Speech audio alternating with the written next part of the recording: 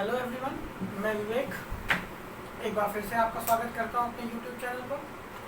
जैसा कि आप जानते हैं, मैं आपको इसमें इंग्लिश पढ़ा रहा हूं और जैसा कि ऊपर लिखा हुआ है क्या, present perfect tense. Last video में हमने बेटा स्टेटिव वर्ब डील की थी विद प्रेजेंट कॉन्टिन्यूअस। ठीक है, आज हम बेटा क्या पढ़ेंगे, परफेक्ट टेंस के बारे में। तो चलिए बिना समय गवाए आरम्भ करते हैं। ठीक है, लेकिन इससे पहले फिर वही कुछ बातें बेसिक सी जो हम पहले से करते चले आ रहे हैं, क्या कि बेटा प्रेजेंट का वर्ब से क्या लेना देना है, वो है बेटा V1 का। पास्ट का बेटा वर्ब से क्या मतलब है, V2 का। और परफेक्ट V3। एक मन में प्रश्न आता है कि बेटा फ्यूचर क्यों नहीं है इसमें। तो जब मैं फ्यूचर पढ़ाऊंगा, जो भी आने वाले वीडियो में आपको जब भी आपको फ्यूचर टेंस पढ़ाऊंगा, उसमें इस चीज़ को डिस्कस जरूर करूंगा कि ये जो वर्ब है ये प्रेजेंट, पास्ट और परफेक्ट क्यों है, फ्यूचर क्यों नहीं, फ्यूचर को हमने इसमें क्यों नहीं लिया, हमने मतलब ग्रामर। ठीक है, तभी के लिए इतना ही। तो अब आपके सामने लिखा हुआ है क्या, प्रेजेंट परफेक्ट। जैसा कि मैंने आपको बता रखा है कि बेटा मेन वर्ब आपकी मस्ट है हर सेंटेंस में। मेन वर्ब आपकी कितनी होगी, एक ही होगी हमेशा, और ये मस्ट है। इसको हमने कैसे डील किया था, अपने मेन हीरो से। मैं नीचे लिख देता हूँ, मूवी के तरीके से अगर इसको हम पढ़ें तो हमने इसको बोला था मेन हीरो। इतनी बातें हम लास्ट वीडियो में ऑलरेडी, जितने भी वीडियो हमारे पढ़े हैं उनमें पढ़ चुके हैं। लेकिन फिर वही बात कि एक बार अगर आप पहली बार ये वीडियो देख रहे हैं तो बेटा आप पहले टेंस के सारे वीडियो देखिए, तभी आपको ये कायदे से समझ में आए। ठीक है, चलिए बढ़ते हैं। बेटा प्रेजेंट का मतलब अगर मैं कहूँ, एक मतलब में ग्रामर में हम भाई टेंस पढ़ रहे हो, टेंस में वर्ब तो होगी। तो प्रेजेंट में हमें क्या मतलब निकलता है कि हमें वर्ब की कौन सी फॉर्म चाहिए बेटा, V1। और परफेक्ट में हमें क्या चाहिए, वर्ब की थर्ड फॉर्म। यानी कि प्रेजेंट परफेक्ट को अगर सेटिस्फाइड करना है, अगर मैं किसी सेंटेंस को देख करके कहूँ कि ये प्रेजेंट परफेक्ट टेंस है, तो कैसे सेटिस्फाइड होगा, उसमें आपको V1 भी होना चाहिए और उसमें क्या होना चाहिए, वर्ब की थर्ड फॉर्म भी होनी चाहिए। सिंपल सी बात है जो कि हमने सामने लिख रखा है। अब प्रश्न उठता है कि घर में भैया वर्ब कितनी है हमारे पास, एक। मेन वर्ब बच्चे कितनी है, एक है हमारे पास। और उसको यूज करने वाले हमारे पास क्या है, दो लोग हैं। सेम सीन कि बेटा घर में आपके पास एक सदस्य है और जिसको जो जगह की भूमिका निभानी होता नहीं, घर में कभी कभी शादी के कार्ड आ जाते हैं दो, और आप अकेले बंदे हैं जिन्हें शादी में अटेंड करना है। तो क्या करते हो, एक जगह जाते हो, पहले टहल के देखते हो खाना कहाँ अच्छा है, तो दोनों जगह का विश्लेषण करने के बाद जब कार्ड सही अनुमान लगाते हैं खाना किसके घर में अच्छा होगा, उसी जगह खाते हैं, बाकी व्यवहार दोनों जगह दिया करते हो कि नहीं। सेम सीन है यहाँ पे कि आपके पास सदस्य एक है और उसको अपना जो रोल प्ले करना है वो दो जगह पे, प्रेजेंट को भी बेटा उसको सेटिस्फाइड करना है और परफेक्ट को भी उसको सेटिस्फाइड करना है। प्रश्न उठता है कि वो सेटिस्फाइड किसको करेगा। तो आइए देखते हैं, मेन वर्ब प्रेजेंट को सेटिस्फाइड करेगी कि परफेक्ट को। तो बेटा मेन वर्ब जो सेटिस्फाइड करती है वो परफेक्ट को करती है। रीजन इज दैट कि बेटा ये टाइम है, ये परफेक्ट उसकी सिचुएशन को बता रहा है। तो जो मेन सिचुएशन होगी भाई, सिचुएशन आपकी कॉन्टिन्यूअस होगी तो वर्ब आपको प्रोग्रेसिव दिखानी है। सिचुएशन आपकी बच्चे इंडेफिनिट होगी तो वर्ब आपको V1 दिखानी है, इंडेफिनिट में चलेगा, वो अनिश्चित काल के लिए होगा। और अगर आपको परफेक्ट में शो करना है तो आपको मेन वर्ब को किसमें दिखाना होगा, वर्ब की थर्ड फॉर्म। तो मेन वर्ब तो बेटा इसके घर चली गई, यानी मैं तो इसके घर में जाके खाना खाऊंगी, खेल खत्म। तो प्रश्न उठता है बेटा कि इसका जो मुंह है वो बड़ा उदास सा हो गया कि इसके पास अपना V1 है ही नहीं, इसके पास अपनी वर्ब, इसका मुंह थोड़ा सा गंदा बन गया, सही से बनाते हैं ना, हालांकि गंदा तो है, मुस्कुरा नहीं रहा तो गंदा ही है। तो इसका मुंह बना हुआ है कि इसके पास अपने वर्ब की फर्स्ट फॉर्म नहीं है। यही एक रीजन है, ग्रामर में इंट्रोड्यूस हुई थी आपकी क्या, तीन वर्ब, जिसको मैं हर वीडियो में बताता हूँ। आपको ये बात याद हो जानी चाहिए। क्या पहली थी बेटा डू, थोड़ा सा पास कर लेते हैं, शायद ना दिख रहा हो वीडियो में। एक थी आपकी डू, दूसरी थी बेटा बी फॉर्म, और तीसरी थी आपकी क्या, हैव। मैंने आपको पढ़ाया, इसको बोलते हैं प्राइमरी ऑक्सिलरी वर्ब। मतलब ये चीजें आपको कंठस्थ हो। ठीक है, डू ने किसकी हेल्प करने का वचन दिया, डू ने कहा मैं हेल्प करूंगी किसकी, इंडेफिनिट की। डू एक्चुअल में है क्या, ये सारी की सारी क्या है आपकी मेन वर्ब है। लेकिन जब इन्होंने देखा कि इंडेफिनिट, कॉन्टिन्यूअस और परफेक्ट, इन तीन टेंस को जरूरत पड़ रही है, मैं दिखाऊंगा कि जरूरत पड़ी क्यों। पहले ये बात समझते हैं कि डू ने कहा कि चलो भाई घबराओ नहीं, इंडेफिनिट मैं तुम्हारे साथ हूँ, मैं as a helping verb use हो जाऊंगा तुम्हारी मदद करने के लिए। उसी प्रकार बी फॉर्म ने बेटा कसम खाई कि मैं किसकी हेल्प करूंगा, कॉन्टिन्यूअस की। पूरा लिख दे रहा हूँ, ठीक है। और हैव ने किसकी हेल्प करी बेटा? परफेक्ट। ये तीनों अपने आप में क्या थी? Main verb. फिर से सुनिएगा, ये क्या है? Main verb. लेकिन इन्होंने डुअल नेचर एक्सेप्ट कर लिया इन तीनों के खातिर। इन्होंने डुअल नेचर बेटा एक्सेप्ट कर लिया इन तीनों के खातिर। कहा क्या? कि मैं तुम्हारी मदद के लिए हेल्पिंग वर्ब बनने को तैयार हूँ, इसीलिए हम इसको क्या बोलते हैं? Primary auxiliary verb. ये बात मैं लगभग हर वीडियो में बताता हूँ, क्योंकि बेटा ये तीनों से लिंक है। ठीक है, अब यहाँ पे आपने देखा, क्या देखा कि मेन वर्ब तो बेटा परफेक्ट घर में चली गई। अब प्रश्न उठा कि प्रेजेंट को कैसे सेटिस्फाइड करेंगे, इसीलिए हमें हेल्पिंग वर्ब की जरूरत पड़ी, वरना हेल्पिंग वर्ब की कभी जरूरत पड़ती ही ना, हमारा मेन हीरो जो है वही मूवी बना लेता। जब ना कि मूवी में साइड हीरो की जरूरत क्यों पड़ जाती है? क्योंकि या तो कॉमेडी क्वेश्चन कम होता है उसको कंप्लीट करने के लिए, या बेटा किसी ना किसी को मारना होता है, या मूवी बड़ी छोटी बन रही होती है तो उसकी भी स्टोरी लगा के हम बढ़ा लेते। कुछ भी आपका सीन हो तो हमें साइड हीरो की जरूरत पड़ती। सेम सीन था कि जब भी टेंस बना तो मेन वर्ब एक के साथ चली गई और दूसरा अपने आप में खाली रह गया, तो उसकी हेल्प करने के लिए, यानी कि इसकी फेस पे स्माइल लाने के लिए जिस चीज की जरूरत पड़ती है उसी को हम क्या बोलते हैं? हेल्पिंग वर्ब बोलते हैं। ठीक है, ये आपकी हेल्पिंग वर्ब की जरूरत पड़ेगी। अब चूंकि बगल में क्या लिखा हुआ है? परफेक्ट, तो परफेक्ट की हेल्प करने के लिए हमेशा कौन सामने आया? हैज और हैव आया आपके सामने। तो हैव जो था यहाँ पे लग गया, क्योंकि हैव के भी बेटा तीन रूप है जो मैं आपको पहले बता चुका हूँ। क्या?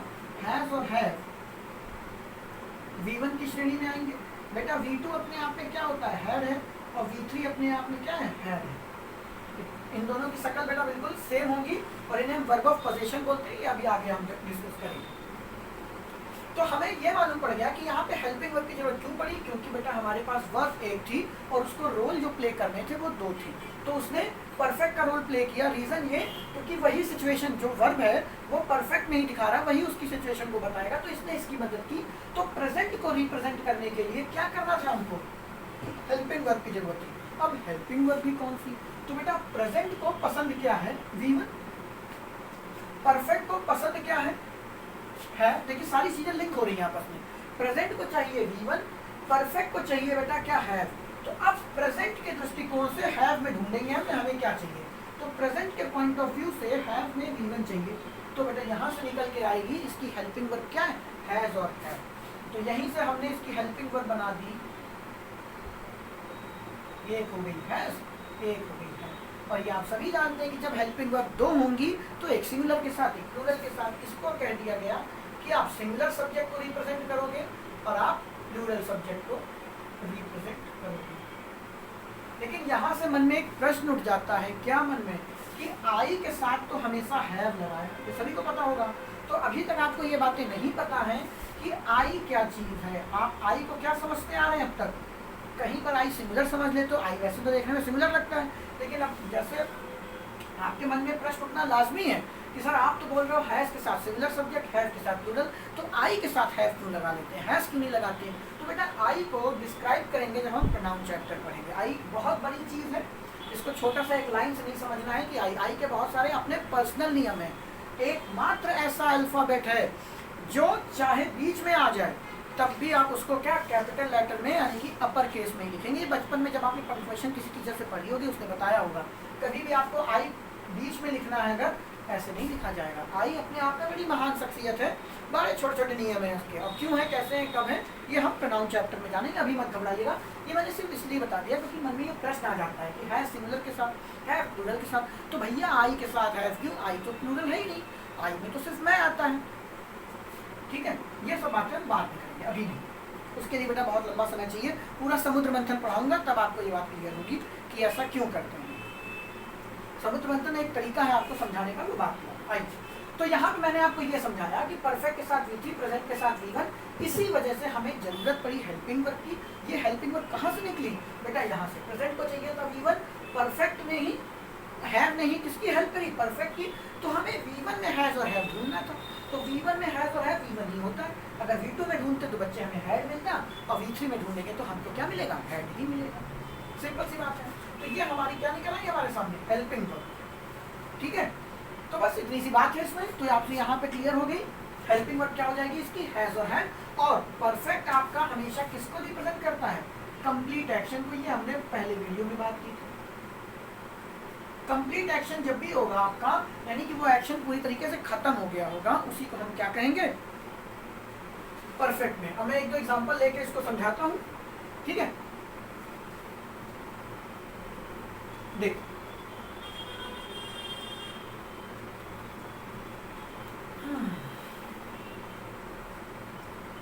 जैसे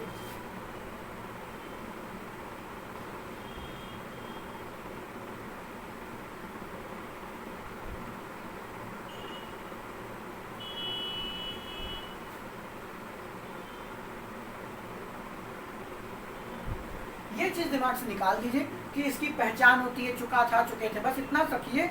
इसकी पहचान सिर्फ एक है, इसका इंट्रोडक्शन का मतलब है क्या, कंप्लीट एक्शन। जो एक्शन कंप्लीट हो जाए, जिसकी समाप्ति हो गई, उसी को आप इसमें परफेक्ट में रिप्रेजेंट कर सकते हो। हेल्पिंग वर्ब इसकी हैज और हैव हो गई, सिंगुलर और प्लूरल मैंने आपको बता दिया। अब एक छोटा सा सेंटेंस लिखा हुआ है, I had met your father yesterday, ठीक है। अब आपको एक ऑप्शन दे दूं, ऑप्शन में अगर करें तो यहाँ पे आपको ऑप्शन दे दिया जाए कि हम कर दें आई के साथ हैव में, आई के साथ हम कर दें हैव तो ऑलरेडी है ही है, क्या कर दें हैज में। थर्ड ऑप्शन कर दिया जाए ओनली मेट, और फोर्थ ऑप्शन कर दिया जाए नोइंग। बड़ी सिंपल सी बात। अब आप कहेंगे यस्टरडे लगा हुआ है, यस्टरडे मतलब बीता हुआ कल, तो इसका मतलब है प्रेजेंट का सीन तो पॉसिबल ही नहीं है। आपने पहले दोनों ऑप्शन को बिना सोचे अपने डिस्कशन से ही बाहर कर दिया कि ये तो हमारे लिए पॉसिबल नहीं, क्योंकि इसमें क्या लगा हुआ है यस्टरडे, और टाइम हम चेंज नहीं करने वाले। पहले ही बताया था टाइम की इंपॉर्टेंस क्या है जब हमने टाइम एंड टेंस की डिस्कशन किया था। तो यस्टरडे में हमने इन दोनों को काट दिया। अब बचते हैं मेट और नो इम्प्रूवमेंट। मैंने आपको बोला भी था, अच्छा यहाँ पे मैंने प्रेजेंट परफेक्ट एग्जाम्पल हैड कर लिया, चलो कोई बात नहीं। तो यहाँ पे नो इम्प्रूवमेंट की बात हो रही है, तो नो इम्प्रूवमेंट होगा कि थर्ड ऑप्शन होगा। अब इन दोनों में से हमें चेक करना था, बेटा बिल्कुल सेम सीन है। परफेक्ट का मतलब समझिए बेटा कंप्लीट एक्शन। अगर यहाँ पे सेंटेंस लिख दिया गया I had met your father yesterday, तो इसका मतलब है कि तुम उनके पिताजी से कल मिले हुए थे। इसका मतलब अब या तो तुम इस दुनिया से ऊपर उठ चुके हो या पिताजी ऊपर जा चुके हैं, और इसके अलावा कोई मतलब ही नहीं। क्यों? क्योंकि तुम यहाँ पे ये कहना चाह रहे हो पिताजी से मिलने का जो एक्शन है वो खत्म हो गया। एक्शन कौन सा, मिलना। तो क्या आप कल मिले थे, क्या भविष्य में नहीं मिलोगे? क्या कोई चांस नहीं है पिताजी का भविष्य में मिलने का? नहीं बेटा, पिताजी भी दुनिया में है, तुम भी दुनिया में, कहीं तो लिखा नहीं बेटा दोनों को स्वर्ग से डाल गए, ऐसा है नहीं। तो जो आपका मेन कोर ऑफ एक्शन है मिलना, जो आपका मेन कोर ऑफ ऑप्शन है वो क्या है, मिलना। और मिलना बेटा भविष्य में भी हो सकता है। दैट मीन्स ये आप परफेक्ट में नहीं डील कर सकते। अब बेटा मैं प्रेजेंट कर रहा था तो मैं यहाँ पे हैज कर देता, लेकिन मैंने यस्टरडे का एग्जांपल ले लिया, तो चलिए इसी को डिस्कस कर लेते हैं, कोई दिक्कत नहीं। हैज हैव हो जाएगा और कुछ ज़्यादा चेंज नहीं है। टाइम था तो आपने हैज और हैव नहीं लिया, क्योंकि टाइम आप चेंज नहीं कर सकते। मन में आएगा कि सर हम उसमें हैव कर लेते हैं, ठीक है, बट ऐसा नहीं है। टाइम अगर पास्ट है तो हमें टेंस भी किसमें स्ट्रक्चर करनी होगी, पास्ट में ही करनी होगी। और दूसरी बात, आपने हैड को देखा तो ग्रामर के दृष्टिकोण से उसमें कोई गलती नहीं। आप ग्रामर से क्या चेक करोगे, हैड लगा है तो बगल में वर्ब की थर्ड फॉर्म होनी चाहिए, जो कि लगी हुई ऑब्वियसली, तो आपने समझ लिया कि ग्रामेटिकली सेंटेंस सही है। लेकिन आप फिर उसकी कोर को भूल गए। मैं बार बार बोलता चला रहा हूँ, कंप्लीट एक्शन। क्या आप पिताजी से दोबारा नहीं मिलेंगे, मिल सकते हैं। दैट मीन्स पिताजी से मिलने का जो एक्शन है वो इर्रेगुलर एक्शन है। इर्रेगुलर मतलब आज मिले हैं, हो सकता है 2 साल बाद मिले, या हो सकता है भैया कल ही मिल जाए। ये किस के उसमें आता है, इर्रेगुलर एक्शन। और irregular is the part of routine action. और रूटीन एक्शन को कौन डिफाइन करेगा बच्चे, कौन, इंडेफिनिट। और इंडेफिनिट को कौन बताएगा, किस टाइम जोन में जाना है। बेटा वो ये वर्ड बताएगा कि ये पास्ट को अगर रिप्रेजेंट कर रहा है तो इंडेफिनिट भी कौन सा लगाएंगे, हम पास्ट का ही लगाएंगे। That means third option is right. Otherwise अगर आप ये बात नहीं सोच रहे हो कंप्लीट एक्शन की, तो 100% बच्चा किसमें चला आता है कि नो इम्प्रूवमेंट, कि इसमें सुधार की जरूरत नहीं है। क्यों? क्योंकि भैया ग्रामेटिकली तो वो सही है। अब कुछ बच्चों को ये बात याद होगी कि यस्टरडे हमेशा पास्ट इंडेफिनिट में लगता है, और वेल एंड गुड अगर आपको याद है, लेकिन मैं सिर्फ ये समझाना चाहता हूँ कि यस्टरडे इस सेंटेंस में क्यों पास्ट इंडेफिनिट में लगा, आपको रखना नहीं है। अभी मैं आपको जब पास्ट इंडेफिनिट पढ़ाऊंगा, पास्ट परफेक्ट पढ़ाऊंगा, तो मैं कीवर्ड्स लिखवा दूंगा। कीवर्ड्स मतलब ये वर्ड दिखे तो ये टेंस लगा दो, बट बेटा रीजन समझिए। कि क्यों टीचर ने बोल दिया यस्टरडे लिखा है तो इंडेफिनिट पे बनाओ, पास्ट इंडेफिनिट पास्ट परफेक्ट में नहीं बन सकता। वो रीजन यही है क्योंकि अगर ये वाला एक्शन अब कंप्लीट हो गया है जो दोबारा नहीं होगा, या उसको कोई सिचुएशन दे दी जाए सामने से, उसको ये सिचुएशन दे दी जाए कि ये काम करके अब वो दूसरा काम शुरू कर चुका है, जैसे कि तुमने खाना खाने के बाद तुम अपने कॉलेज गए हो, तो अब ऐसा नहीं कि तुम खाना दोबारा नहीं खाओगे, लेकिन कॉलेज जाने से पहले तो नहीं खाने वाले हो ना, तो इसका मतलब है उस एक्शन के कंपैरिजन में ये कंप्लीट हो गया। दैट मीन्स तब हम वहाँ पे क्या लगाएंगे, परफेक्ट लगाएंगे। पास्ट और प्रेजेंट की तो मैं बात ही नहीं कर रहा। आप टेंस को पकड़िए, पास्ट और प्रेजेंट में इतना ही अंतर है कि अभी जब बच्चे प्रेजेंट कर रहे हो तो V1 तो हैज और है, जब हम पास्ट करेंगे तो V2 तो हम क्या कर देंगे, हैड कर देंगे। इसमें कोई रॉकेट साइंस नहीं है, बिल्कुल सिंपल सी बातें हैं। तो आई थिंक तुमको ये बात बड़े आसानी से समझ में आ गई होगी। मैं ज़्यादा एग्जाम्पल डेटा नहीं ले रहा हूँ, क्यों, क्योंकि हम मिसलेनियस जब पूरे टेंस पढ़ लेंगे फिर एक वीडियो होगी सिर्फ हम सेंटेंस को ही डिस्कस करेंगे, उसमें हर तरीके का सेंटेंस, क्योंकि एक पढ़ो फिर उस पर एग्जाम्पल मज़ा नहीं आता, चाहे मैथ्स हो चाहे इंग्लिश हो। जब तक मिसलेनियस ना हो, आपको सोचने में मजबूर ना हो कि ये कहाँ से आया क्यों आया। अभी हमें पता है प्रेजेंट परफेक्ट पढ़ना है तो हैज़ हैव लगाते हैं, हमारे दिमाग में ये बात है। कोड को समझना है सिर्फ एक वर्ड, कंप्लीट एक्शन। दूसरी बात, परफेक्ट में क्या लगता है, वर्ब की थर्ड फॉर्म, और प्रेजेंट में क्या लगती है, V1, इसीलिए हमने हैज़ हैव की हेल्प ली। हेल्पिंग वर्ब की जरूरत क्यों पड़ी, क्योंकि बेटा घर में सदस्य हमारे पास एक है, मेन वर्ब। बंदे को रोल प्ले करने हैं दो तरीके के, कौन से, V1 और V3। अब एक अकेली नन्ही सी जान वो दोनों को कैसे रिप्रेजेंट करेगी, तो उसने कहा क्या मेन वर्ब ने कि बहन मैं हूँ अब अकेली, मुझे कोई और चाहिए। जैसे साइड हीरो ने, मेन हीरो ने बोला कि भाई मैं इस विलन को अकेले नहीं मार सकता, मुझे कोई बंदूक उठा के देने वाला चाहिए, या फिर अपने सीने पे गोली खाने वाला चाहिए। वो होता नहीं, विलन ने गोली मारी और साइड हीरो सामने आ गया, पहले उसी को स्वर्ग जाना होता है, तो मैं अकेले उस विलन को नहीं मार सकता, मुझे किसी की मदद चाहिए। तो जिस प्रकार मूवी में साइड हीरो की इंपॉर्टेंस है, जरूरत पड़ती है, उसी प्रकार ग्रामर में भी हेल्पिंग वर्ब की जरूरत पड़ी, इसीलिए वो बने। आपने एक चीज नोटिस की होगी, हमने हेल्पिंग वर्ब तो विल और शैल भी आपने पढ़ रखा होगा, हेल्पिंग वर्ब विल और शैल भी होती है, लेकिन मैंने यहाँ पे नहीं लिखा। और इतने वीडियो में मैं हमेशा डू की बात करता हूँ, बी की बात करता हूँ, हैज और हैव की बात करता हूँ।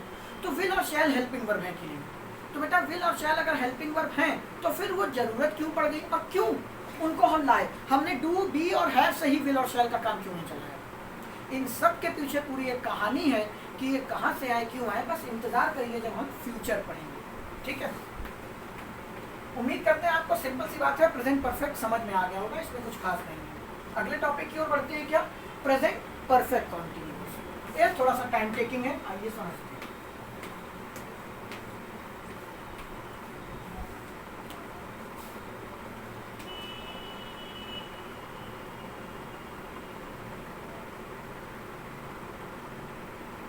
सभी को पता है प्रेजेंट परफेक्ट कॉन्टिन्यूअस क्या है बेटा, पार्शियली कंप्लीट एक्शन। मैंने अपने पहले वीडियो में, फिर वही बात, पहले वीडियो बेटा जाके देखिए अगर आप पहली बार चैनल पे आए हैं और ये वीडियो देख रहे हैं।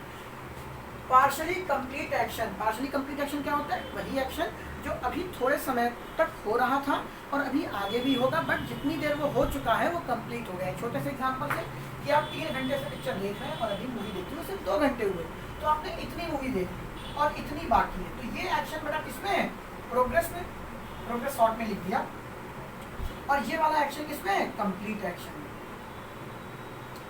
आप है ना, आप मूवी देख रहे हैं बच्चे 3 घंटे की, है ना, और ये 2 घंटे की मूवी आप देख चुके हो और 1 घंटे की रिमेनिंग है, तो जो रिमेनिंग है ऐसा तो है नहीं छोड़ने वाले हो बेटा, उसको भी देखोगे। दैट मीन्स वो प्रोग्रेसिव एक्शन को दिखाएगी, दैट मीन्स V1 + I दिखाएगी। और लेकिन जो 2 घंटे की मूवी देख रहे हो, देख चुके हो, वो किसको दिखाएगी, कंप्लीट एक्शन यानी कि परफेक्ट टेंस को दिखाएगी। और परफेक्ट का मतलब क्या होता है, वर्ब की थर्ड फॉर्म होता है कि नहीं। तो बस वही एक्शन जिसमें प्रोग्रेस भी हो और जो थोड़ा कंप्लीट भी हो गया, उसी को बोलते हैं पार्शियली। पार्शियली मतलब आंशिक, आंशिक रूप से पूरा हुआ क्रिया, पार्शियली कंप्लीट एक्शन। अब देखिए इस घर में ज्यादा अनर्थ है, क्या देखो, प्रेजेंट को क्या पसंद है, V1, परफेक्ट को बच्चे क्या पसंद है, V3, और कॉन्टिन्यूअस को क्या पसंद है, V1 + I। अभी तक वर्ब 1 हुआ करती थी और उसको चाहने वाले 2 हुआ करते थे, यानी प्रॉपर्टी 1 थी, उसके हकदार 2 थे। लेकिन इस घर में तो कहानी ही उल्टी चल रही है, प्रॉपर्टी 3 लोग चाहते हैं और बेचारी फिर ये नन्ही सी जान अकेली रह गई। तो इसने कहा मैं तो एक तरफ जाके चुपचाप खड़ी हो जाऊंगी, बाकी तुम लोग जानो, जैसे अपना काम चलाना है चला। तो मेन वर्ब ने कहा कि मैं तो क्या सिचुएशन के अकॉर्डिंग लगूंगी। अब एक्शन तो क्या है, ये तो बीत चुका बेटा, जो बीत चुका उसको कौन सराहता है, कहते ना उगते हुए सूरज को सलाम करते हैं। तो ये घटना तो बीत चुकी, भाड़ में जाए, जो होना बाकी है यही सिचुएशन मेन रहेगी कि अभी तुम ये करोगे। तो मेन वर्ब ने बेटा इसका हाथ थाम लिया कि भैया मैं तुम्हारे साथ चली, मैं कॉन्टिन्यूअस बनूंगी, यानी V1 प्लस ING। अब सीन क्या हो गया कि बेटा इनका मुंह फिर से लटक गया, ये भी उदास और ये तो बेटा पंकज उदास। ठीक है, ये दोनों अपना लटका हुआ मुंह लिए खड़े हैं। तो हमारे पास तो एक और चीज थी क्या बेटा, हेल्पिंग वर्ब। इसने कहा तुम दुखी ना हो, मैं हेल्पिंग वर्ब की मदद लूंगी। तो हेल्पिंग वर्ब मदद करने के लिए कौन सामने आया, बात समझ रहे हैं। हेल्पिंग वर्ब क्यों आई, क्योंकि सेंटेंस सेटिस्फाइड नहीं हो रहा था। किसी भी सेंटेंस को देख करके आप कैसे बोलोगे कि ये प्रेजेंट परफेक्ट कॉन्टिन्यूअस है। ये मत कह देना सर उसमें समय होगा, चुका होंगे, चुके हो, नहीं, क्या है प्रेजेंट की बात है ना, चुका है चुकी है लगा होगा, ये चुका चुकी छोड़ दो, नहीं तो चुक जाओगे एक दिन। कैसे सेटिस्फाइड हुआ सेंटेंस बेटा, उसको V1 भी चाहिए और उसको V3 भी चाहिए। अब फिर बेटा एक पंगा खड़ा, अब V1 कहाँ से लाए और V3 कहाँ से लाए। तो हमारे पास एक चीज तो थी, वो क्या है, मैं कलर चेंज कर दिया, हेल्पिंग। हमारे पास एक, इसको रब कर देना तो सही से क्लियर दिखेगा, हेल्पिंग वर्ब। अब फिर वही बात है, प्रेजेंट को हेल्पिंग वर्ब चाहिए। तो बेटा मुझे बताओ परफेक्ट में मदद करने की प्रतिज्ञा किसने ली, हैज ने, और उसको प्रेजेंट रूप में आना है, यानी कि V1 में आना है। तो V1 में आना है तो हमें क्या चाहिए, हैज और हैव। तो हमें पता चल गया इसकी हेल्पिंग वर्ब भी क्या है, हैज और हैव है। सेम सी है सिमिलर के साथ, हैव प्लूरल के साथ। अगर तुम्हारी इच्छा है तो हम ये भी लिख दे रहे हैं। मैं आपको बेटा एक एक चीज बता रहा हूँ कि जरूरत क्यों पड़ी। अक्सर बच्चों को पता होता है, अब कई लोगों के मन में आएगा सर ये इररिलेवेंट है, हम क्या करेंगे जानकर कि बेटा कुछ नहीं, कुछ समय और बने रहिए। अगर आपको ये सब नहीं पता है रीजन, तो ये कहाँ लगेंगे, क्यों लगेंगे, कैसे हटेंगे। पेपर में 3 तरीके का क्वेश्चन आता है, कहाँ लगाना है, किस रूप में लगाना है, और भैया सबसे इंपॉर्टेंट कहाँ से हटाना है। कभी कभी आप लगाना तो जान जाते हो, लेकिन कहाँ से ये हटेगा ये आपको नहीं पता होता, तो ये तभी आप कर पाएंगे। सिंगुलर और बच्चे ये क्या है, प्लूरल। अब मन में प्रश्न आया कि आपका जो हैज और हैव है ये हेल्पिंग वर्ब हो गया। और देखिएगा आपको एक चीज जो आज तक आपने गलत पढ़ी है वो अब मैं सही करने जा रहा हूँ, क्या कि आपकी जो हेल्पिंग वर्ब है वो हैज और हैव हो गई। अब बात आती है V1 के चेहरे पे आ गई बच्चे क्या, स्माइल। अब जरा उसको मुस्कुराता हुआ तो बना दें।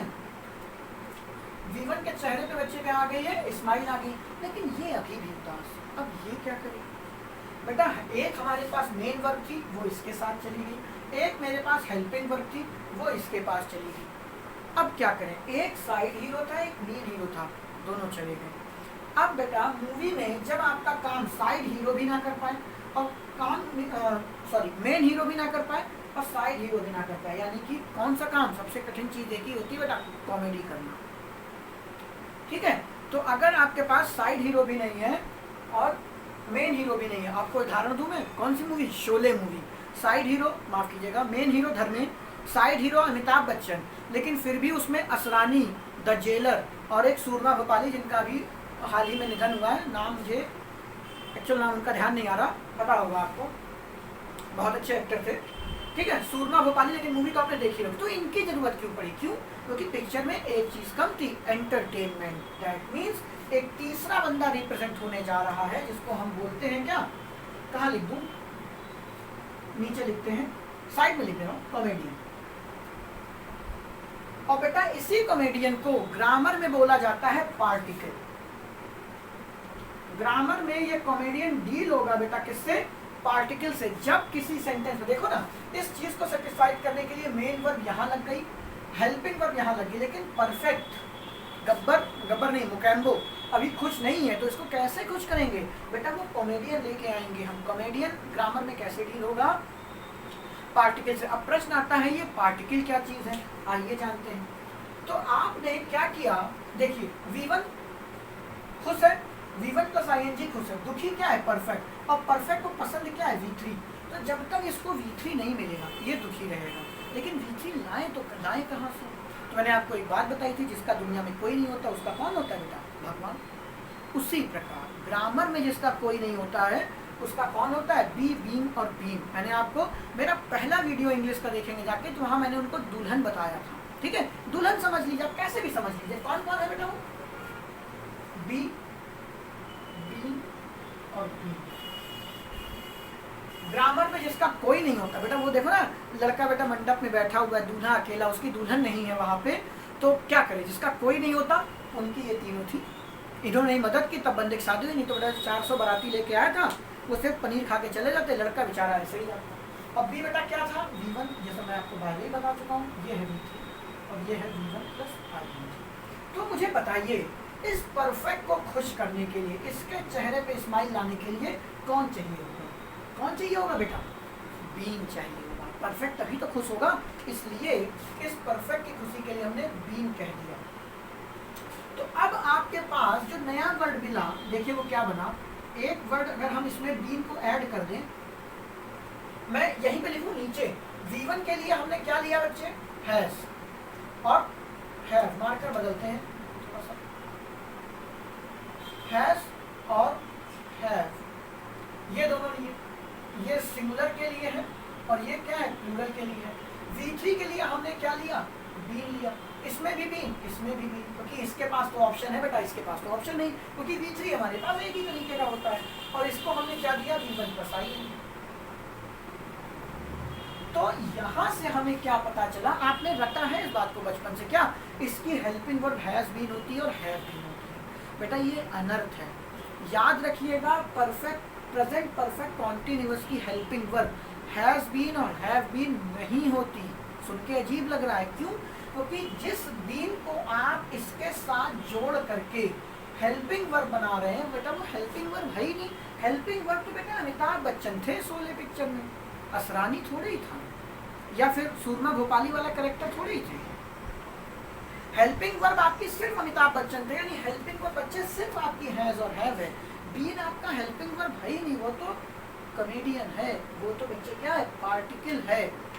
तो आप जिस चीज को आज तक रखते चले आ रहे हैं कि has been, have been helping verb नहीं होती, नहीं सॉरी आपने रटा है होती है, उसको दिमाग से निकाल दीजिए कि हैज बीन हेल्पिंग वर्ब नहीं होती। हैज उसमें और हैज और हैव आपका हेल्पिंग वर्ब है, बीन बेटा उसमें क्या है? पार्टिकल है। अब मन में विचार आएगा कि सर ये याद करके हम क्या कर लेंगे? तो बेटा अगर आप थोड़ा बहुत भी अंग्रेजी पढ़े लिखे हुए हैं तो आपको पता होगा पेपर में क्वेश्चन टैग आता है। बहुत सारे बच्चे ऑफलाइन क्लास में ये पूछते हैं कि सर ऐसा क्यों होता, और टीचर उसका जवाब नहीं देते। क्या? कि जब भी आप क्वेश्चन टैग बनाते हैं आपको पता है अगर पॉजिटिव है तो निगेटिव बना लो, ठीक है, और उसमें हेल्पिंग वर्ब लगा लो। तो आपने देखा होगा कोई भी सेंटेंस है, अगर उसमें अगर मैं सेंटेंस ही लिख दे रहा हूँ, ये थोड़ा सा लीक से हटके मैं बात बता रहा हूँ, लेकिन सिर्फ इसलिए कि आप ये मत समझिए कि आपने इररिलेवेंट चीज़ पढ़ ली, क्योंकि बच्चों को यही लगता है अरे मेरे वीडियो भी लंबे हो जाएंगे और काफ़ी समय लगेगा टेंस पढ़ने में ही, और आजकल बच्चों को क्या 15 मिनट का वीडियो चाहिए। तो बेटा क्या बताएं, क्वालिटी कंटेंट चाहिए तो थोड़ा समय तो आपको देना ही पड़ेगा। ही हैज़ बीन ईटिंग, अगर क्वेश्चन टैग बनाना है तो क्या आप ऐसे बनाते हो बेटा? हैजंट बीन नहीं, आपने क्वेश्चन टैग का रूल पढ़िएगा जाके, वो कहता है हेल्पिंग वर्ब लगाओ, और आप पेपर में ये लगा के चले आते हो। क्यों? क्योंकि आपको आज तक यही बात पता है कि हैज बीन हेल्पिंग वर्ब होती है। बच्चे हैज बीन हेल्पिंग वर्ब नहीं होती। क्वेश्चन टैग जब ये बना के आओगे तो ये गलत होगा। क्वेश्चन टैग आपका क्या सही होगा? सिर्फ हैजंट, और आपका सब्जेक्ट लग जाएगा, वो आगे मैं बताऊंगा, यहाँ मैंने सब्जेक्ट नहीं लिखा था, वो क्वेश्चन टैग के रूल है, वो नहीं पढ़ा रहा, अभी मैं सिर्फ आपको इतना बता रहा हूँ, हैजंट ही अरे लिखे दे रहा हूँ, कोई दिक्कत नहीं, और क्वेश्चन मार्क कर दूँगी। अब क्वेश्चन टैग क्या होता है वो नहीं पढ़ाने, सिर्फ इतना बताना है कि बच्चा वहाँ पढ़ता है कि हैज बीन को सॉरी हेल्पिंग वर्ब में नॉट लगा दो, और फिर वो कहेगा क्या कि सर यहाँ पे बीन नहीं लगा, तो टीचर बोल देते क्या नहीं, जब भी आपकी जो हेल्पिंग वर्ब है, जब कंपाउंड हेल्पिंग वर्ब हो तो उसका एक पार्ट लिखो बाकी छोड़ दो। अरे भैया क्या घर की खेती है बेटा? रीजन है कि जिस बीन को आप आज तक हैज के साथ जोड़ करके हेल्पिंग वर्ब समझ रहे थे, वो बच्चे आज तक वो आपकी हेल्पिंग वर्ब है ही नहीं, वो आपका क्या है? पार्टिकल। आई थिंक आपको बात समझ में आ गई होगी, नहीं समझ में आई होगी वीडियो फिर से देखिएगा। मेरा मेन मोटो, और ये सब चीज़ें आगे जैसे जैसे ग्रामर आगे बढ़ेगी आपको आनंद आएगा कि अच्छा ये इस वजह से होता है, वरना आपको चीजें याद ही नहीं। तो बीन क्यों नहीं लग रहा है? बीन आपका इसी वजह से नहीं लग रहा है। ठीक है, वापस आते हैं। और दूसरी बात बेटा, नॉट अगर लगा हुआ है तो नॉट आपको पता है, मैंने पहले भी बताया था, हेल्पिंग वर्ब के पहले ही लगेगा। और नहीं यकीन है तो आप प्रेजेंट इंडेफिनिट का अफर्मेटिव सेंटेंस आज घर में खुद बैठ के सोचिए कि हमें उसमें हेल्पिंग वर्ब की जरूरत क्यों नहीं पड़ी, क्योंकि बच्चे अफर्मेटिव में नॉट लगता ही नहीं है और इंडेफिनिट को V1 पसंद है। तो एक वर्ब और एक ही तरीका, वर्ब भी हमारे पास एक है और उसमें से V1 लगना है, तो हमें हेल्पिंग वर्ब की जरूरत ही नहीं पड़ी। यही वजह है कि प्रेजेंट इंडेफिनिट में हेल्पिंग वर्ब की जरूरत नहीं पड़ती। लेकिन जैसे ही निगेटिव हुआ हेल्पिंग वर्ब लगने लगी। क्यों? क्योंकि बेटा नॉट भी बिना हेल्पिंग वर्ब के नहीं आएगा, उसको कुछ ना कुछ सपोर्ट तो चाहिए ना, साइड हीरो का। यही वजह है। ठीक है, आगे बढ़ते हैं। आगे क्या बढ़ना है? आई थिंक मैंने आपको बता ही दिया कि प्रेजेंट परफेक्ट कॉन्टिन्यूअस की हेल्पिंग वर्ब क्या होगी? Has been. हाँ, इसमें आपका क्या आएगा? टाइम आएगा। क्यों? क्योंकि देखो ना, पार्शियली कंप्लीट एक्शन बेटा हमें कैसे पता चला? हमें ऐसे पता चला कि जब भी उसमें टाइम की बात होगी तभी हम उस चीज को रिप्रेजेंट कर पाएंगे। किसमें? Present perfect continuous. अदरवाइज वो सिर्फ और सिर्फ प्रेजेंट कॉन्टिन्यूअस रहेगा अगर टाइम हटा देंगे। क्यों? क्योंकि टाइम जब तक है तभी तक तो पता चल रहा है कि वो काम थोड़ा सा पूरा हो चुका है, थोड़ा नहीं। गाना सुना है ना, थोड़ा सा प्यार हुआ है, थोड़ा है बाकी। बस वही सिंपल एग्जांपल है पार्शियली कंप्लीट एक्शन का। थोड़ा सा प्यार हुआ है, थोड़ा है बाकी।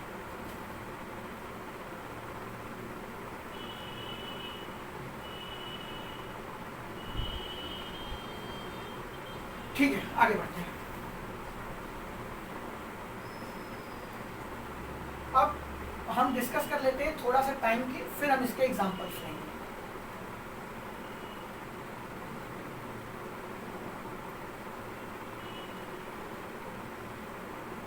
ये लिखा है बेटा, टाइम एक्सप्रेशन भी आपका कितने तरीके का होता है? 2 तरीके का। टाइम को डिस्कस कर लिया जाए, पॉइंट ऑफ टाइम और period of time. Point of time बेटा आपका क्या है? पॉइंट ऑफ टाइम का सिर्फ इतना मतलब होता है स्टार्ट, यानी कि बस ये पॉइंट। और पीरियड ऑफ टाइम का मतलब होता है स्टार्ट टू एंड। आप समझ जाएंगे, इसके अलावा कुछ होता ही नहीं। पॉइंट ऑफ टाइम सिर्फ सिंपल डॉट यानी कि स्टार्ट, और पीरियड ऑफ टाइम बेटा स्टार्ट टू एंड, यानी कि कोई काम शुरू हुआ और उसका अंत भी आपको दिखाना है। फॉर एग्जाम्पल, आपने बच्चे 8:10 पर टीवी ऑन किया और 8:10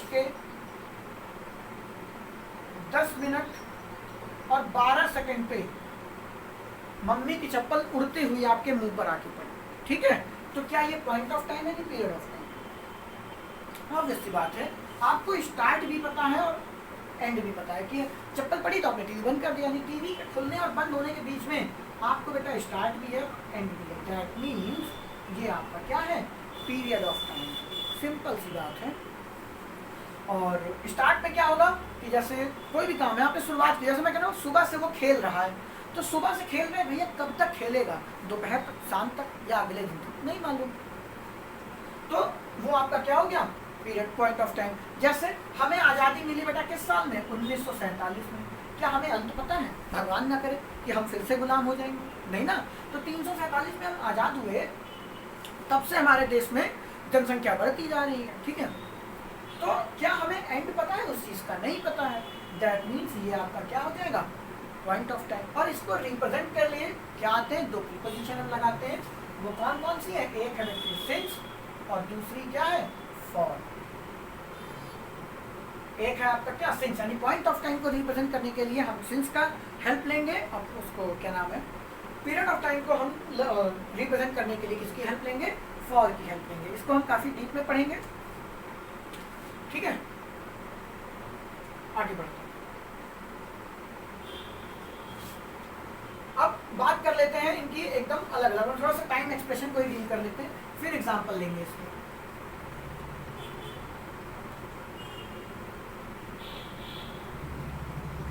पॉइंट ऑफ टाइम में जो सबसे इंपॉर्टेंट चीज आती है वो है आपका क्या? कैलेंडर। कैलेंडर से रिलेटेड चीजों को समझते हैं थोड़ा सा। जैसे मैं लिख दूं बच्चे क्या? सिंस। तो सिंस से आपके कैलेंडर से जितनी भी चीजें बनेंगी, जैसे आपका डे है, डेट है, मंथ है, वीक नहीं आएगा क्योंकि वीक का कोई नाम नहीं होता ना, उसमें आपके मंडे ट्यूसडे ही होते हैं, ठीक है। और बेटा आपका ईयर है। और हाँ, कैलेंडर में एक चीज और होती है जिसका सबको इंतजार होता है, वो क्या है? छुट्टियां, त्योहार, अवसर, ओकेजन। लेकिन बच्चे जो ध्यान देने वाली बात है वो ये कि इनमें इनके नाम होने चाहिए। सिंस में जब भी सिंस आप यूज करेंगे, डे का मतलब ये नहीं कि दिन की बात कर रहे हैं, उस दिन का नाम हो, मंडे, ट्यूसडे, वेडनेसडे, उसकी बात कर रहे हैं, नेम। डेट वर्ल्ड की बात नहीं हो रही बेटा, नाम की बात हो रही कि कौन सी डेट है। जैसे आज की ही डेट आप लीजिए, महीना, हम मंथ स्पेलिंग उस वर्ल्ड की बात नहीं कर रहे हैं, महीने जनवरी फरवरी मार्च। जैसे आपका क्या चल रहा है? अक्टूबर चल रहा है और सबको इंतजार है कि 2020 खत्म हो, जल्दी से दिसंबर है, नया साल, नई उम्मीदें, ठीक है। वैसे ही बेटा ईयर आपका क्या? 2014, 2015 और सबसे इम्पोर्टेंट 2020। उसी प्रकार बेटा दिवाली का त्यौहार आने ही वाला है तो उसी को ले लेते हैं। तो इन सब के साथ आप क्या लगाएंगे? सिंस लगाएंगे। और मेरे कहने से मत लगाइए, जरा ध्यान से देखिएगा। आपका कोई महीना हो, उसका नाम जनवरी फरवरी, तो वो पॉइंट ऑफ टाइम है, जनवरी से आपने काम शुरू किया, किस महीने तक गया हमें क्या मालूम। ईयर है, वो 2014 से कॉम्पिटिटिव एग्जाम की तैयारी कर रहा है, ज़्यादा हो गया ना 6 साल, थोड़ा वापस आओ 2018 से कर लेते हैं। वैसे कॉम्पिटिटिव एग्जाम बेटा 1 साल से ज़्यादा का नहीं होता, कोई भी सब्जेक्ट हो। सबसे लंबा इंग्लिश और मैथ्स ही मैं मानता हूँ, उसमें 1 साल से ज़्यादा समय नहीं लगना चाहिए, समझने के लिए 1 साल सफिशिएंट है। और समझने के लिए बेटा आप पढ़ते हैं, रटते हैं, रटने के लिए सारी ज़िंदगी कम पड़ जाएगी, और एक बार समझ गए खेल खत्म। तो महीना है आपका क्या? कोई नाम है। उसी प्रकार बेटा ईयर का भी नाम हो 2018, और बेटा ओकेजन तो आप जानते ही हैं, दिवाली, होली, गांधी जयंती, कुछ भी आप ले लीजिए, वो सबके सब क्या है? आपने गांधी जयंती से प्रतिज्ञा ली कि आप आज के बाद झूठ नहीं बोलेंगे, अहिंसा के रास्ते पे चलेंगे। आपने ये तो गांधी जयंती यानी 2 अक्टूबर से आपने ये सोचा, कब तक फॉलो करेंगे ये तो बात लिखी ही नहीं। दैट मीन्स ये भी आपका क्या है? स्टार्ट है। तो ये सारा का सारा इसी में आएगा। इसके अलावा बेटा सिंस से 2 बातें और निकल के आती हैं। एक है बच्चे आपकी क्या? घड़ी का समय, क्लॉक। ध्यान रखिएगा, जो घड़ी है वो भी आपकी क्या है? टाइम। जैसे घड़ी मतलब घड़ी नहीं कह रहे हैं, घड़ी का मतलब एग्जांपल लिखते हैं 8 o'clock, ठीक है।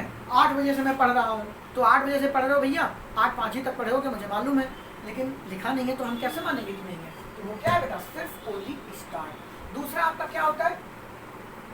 पार्ट ऑफ डे, दिन का कोई भी हिस्सा, जैसे मॉर्निंग, इवनिंग, आफ्टरनून। वह सुबह से पढ़ रहा है, वो शाम से खेल रहा है, तो बेटा शाम से खेल रहा है, रात तक खेला कि नहीं हमको नहीं पता। दैट मीन्स ये भी क्या है? Part of time. As an example मैं लिख देता हूँ क्या?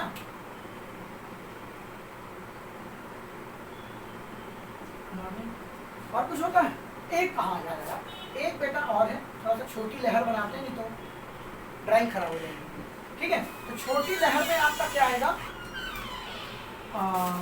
पार्ट ऑफ डे है तो पार्ट ऑफ लाइफ भी बेटा, जीवन का कोई हिस्सा। पार्ट ऑफ लाइफ कैसे बेटा? जैसे आप जवानी में चल रहे हैं, आपने भी कई बार कहा होगा कि सर हाथ पीले करने की उम्र में उन टीचर ने हाथ नीले कर दिए हमारे, जब स्कूल में होमवर्क करके नहीं लगे, टीचर ने कूट दिया, हाथ हो गए नीले। तो क्या कहते थे दोस्तों में कि हाथ पीले करने की उम्र में नीले कर दिए। हालांकि वो उम्र पीले करने वाली थी ये है, लेकिन उसमें भी बेटा कॉम्पिटिटिव एग्जाम में फंसे पड़े हो, साल 10 साल पढ़ाई कर रहे हो, पता चला 28 साल में नौकरी लगी, घर वालों ने पकड़ के 29 साल में शादी कर ली, जिम्मेदारियां बढ़ गई, अपनी लाइफ कब जी? कहीं नहीं। तो भैया 22-23 साल तक पढ़ाई करके नौकरी पा लीजिए, 4-5 साल जीजिए अपनी जिंदगी, और इसके बाद गृहस्थ जीवन में कदम बढ़ाइए। ये उन लोगों के लिए ना जो ये बात अक्सर बोला करते हैं क्या कि भैया मेरे पास अभी 5 साल है, वो देखते ना कि कब तक एलिजिबिलिटी है पेपर देने की। ये सब जहाँ तक दिमाग से निकालिए, जो भी पेपर है उसको आखिरी समझिए अपनी जिंदगी का, तभी पैशन जनरेट होगा।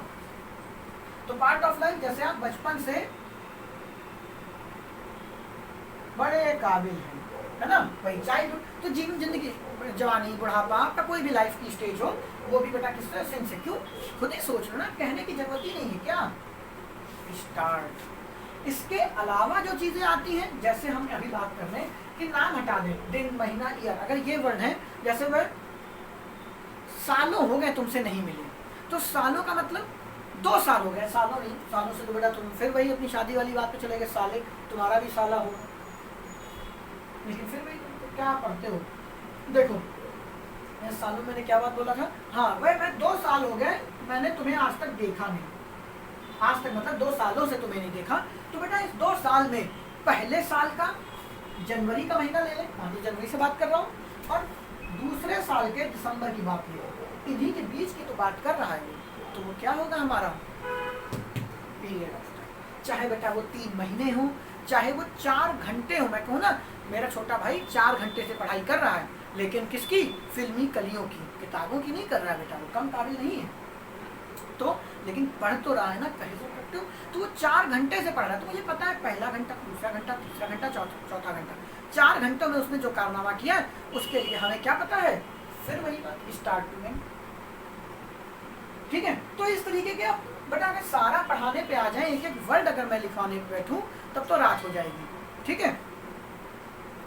तो इसलिए आप बेस आपका ये लिखा हुआ है स्टार्ट और स्टार्ट टू एंड, इसके अलावा इसमें और कुछ नया है ही नहीं, ठीक है। एक छोटी सी बात और जो बच्चे अक्सर गलत कर देते हैं बेटा, वो ये बड़ा खूबसूरत सा वर्ड में लिख रहा हूँ आपके सामने, क्या लास्ट, और आपके सामने 2 बातें लिख रहे हैं, लास्ट ईयर और लास्ट 2 ईयर, इन दोनों में अंतर समझ लीजिए।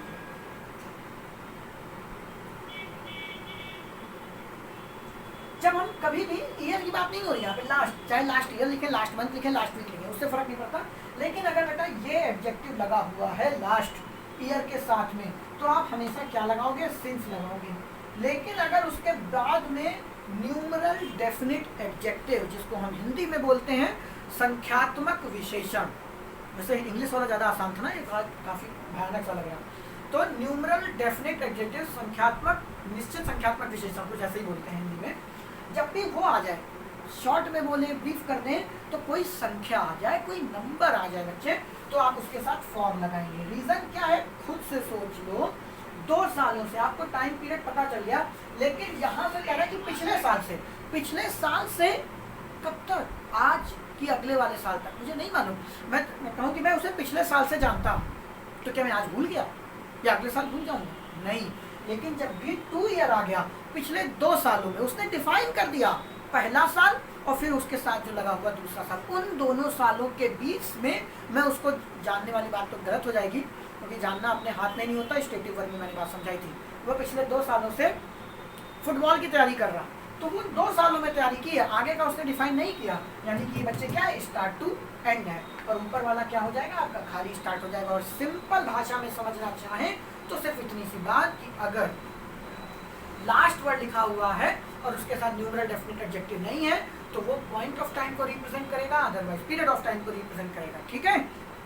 आई थिंक आपको ये बात समझ में आ गई होगी। अब हम जिसकी बात कर रहे थे प्रेजेंट परफेक्ट कॉन्टिन्यूअस, उसके एग्जाम्पल की ओर बढ़ते हैं, ठीक है। फिर वही बात, मैं एग्जाम्पल बेटा 1 से ज़्यादा से 2 कराऊंगा, बस इससे ज़्यादा नहीं। इसके लिए पूरा वीडियो आएगा जिसमें हम मिसलेनियस पूरे टेंस के एग्जाम्पल लेके करेंगे।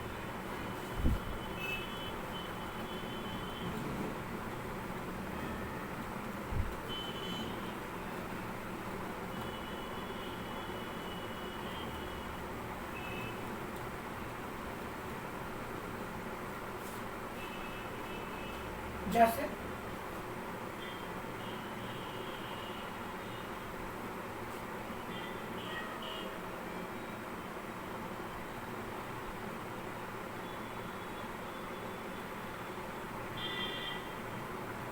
he has been playing since morning, simple सी बात है।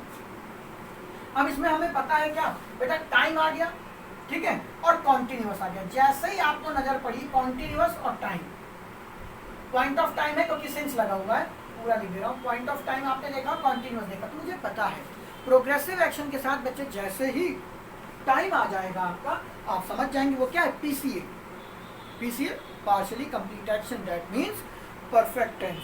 टाइम डिपेंड करेगा इसके ऊपर कि बच्चे V1 है कि V2 है, V2 है तो पास्ट, नहीं तो प्रेजेंट। तो हमें यहाँ पे हैज देखते हुए हमें पता चल गया कि ये क्या है, प्रेजेंट परफेक्ट कॉन्टिन्यूअस। तो अब हम चेक करेंगे क्या इसमें सारी बातें सेटिस्फाइड हो रही है, तो बेटा बिल्कुल हो रही हैं। हैज किसको रिप्रेजेंट कर रहा है, V1 को, दैट मीन्स आपका प्रेजेंट के चेहरे पे स्माइल है, बीन किसको रिप्रेजेंट कर रहा है? V3 को, यानी कि परफेक्ट के चेहरे पे भी स्माइल है। और भैया ING किसको रिप्रेजेंट कर रहा है? कॉन्टिन्यूअस को, यानी कि इसके चेहरे भी स्माइल है।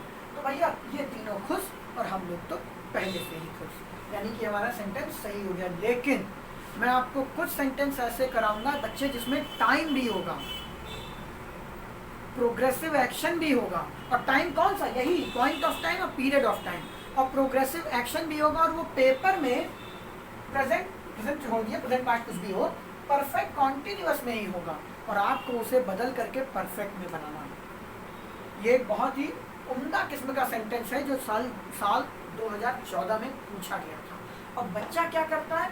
वो सिंस मॉर्निंग को देखेगा और बस सीधे झंझनाते हुए, मान लो ऐसा सेंटेंस आया, ही हैज प्लेड, उसने सिंस मॉर्निंग देखा और सीधे उस समझ क्या करे, यहाँ प्लेड नहीं होगा, V3 का मतलब नहीं है, यहाँ पे क्या करना है? बीन और प्लेइंग करना है। वो रटे बैठा होता है कि उसमें हैज बीन लगना ही, ये जरूरी नहीं है बेटा, ये 80% इस्तेमाल होते हैं।